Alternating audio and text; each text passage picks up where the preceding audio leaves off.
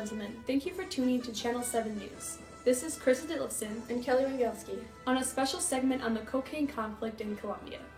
Tonight we're going to really bring some light into the problems going on in Colombia. So let's get the ball rolling with just some basic facts about the South American country.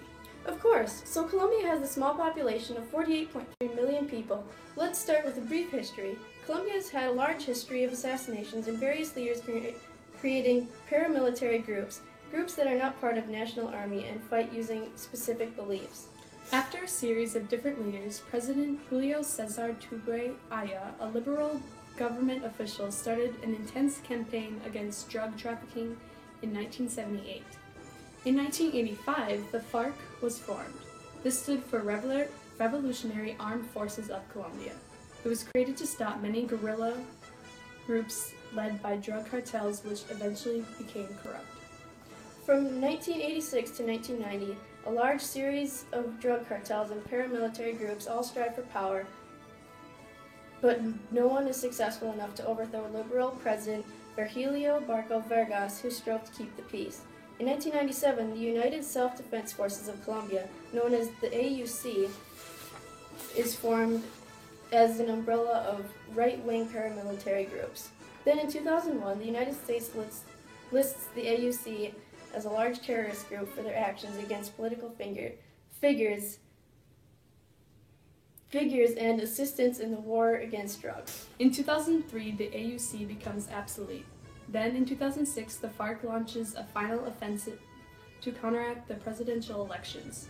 During the year of 2008, Colombian government is accused of killing 1,500 civilians in the false positive scandal. This was a series of murders from armed conflicts involving the FARC and other military groups. In 2009, the FARC used massive military techniques as Reborn Act after their leader Raúl Reyes was killed to end the guerrilla warfare. After this, the U.S. and Colombia signed the Military Cooperation Treaty. The FARC's leader has been killed and the organization continues to take hostages. That's quite the history. Now we can finally begin to understand where this puts Colombia on the map of drugs. Colombia is still sending in drugs, mostly cocaine, while both our and Colombian government fight to end this.